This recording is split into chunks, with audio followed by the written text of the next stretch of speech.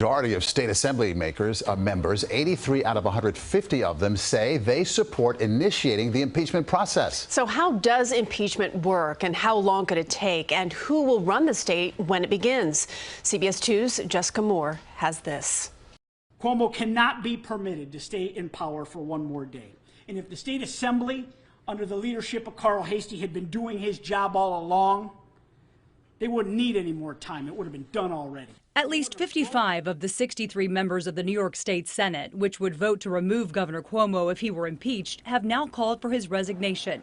Assembly Speaker Carl Heastie, the man who would oversee Cuomo's impeachment, breaking ranks, saying, quote, "He can no longer remain in office. We will move expeditiously and look to conclude our impeachment investigation as quickly as possible."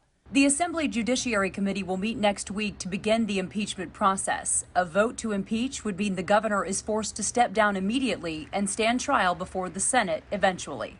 I'm hoping that we really don't have to go through that because, again, it's a great deal of time, it's a great deal of resources. I think we all know how this ends, so I think it would be just best for the governor to resign so that we can just get on with the state's business. Lieutenant Governor Kathy Hochul would immediately become acting governor, the first woman to serve in the state's highest office.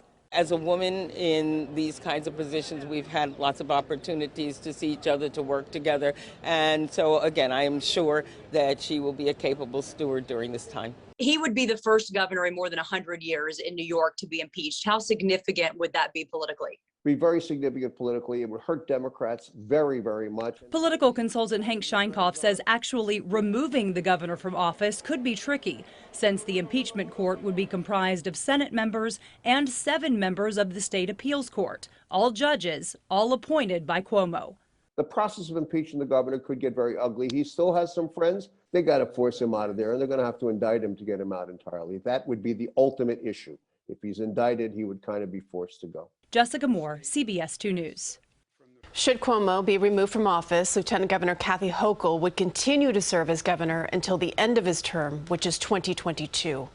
And we have much more on our website, including full news conferences with investigators and the governor. You can also read the full report findings, and we have a timeline of events, all at cbsnewyork.com.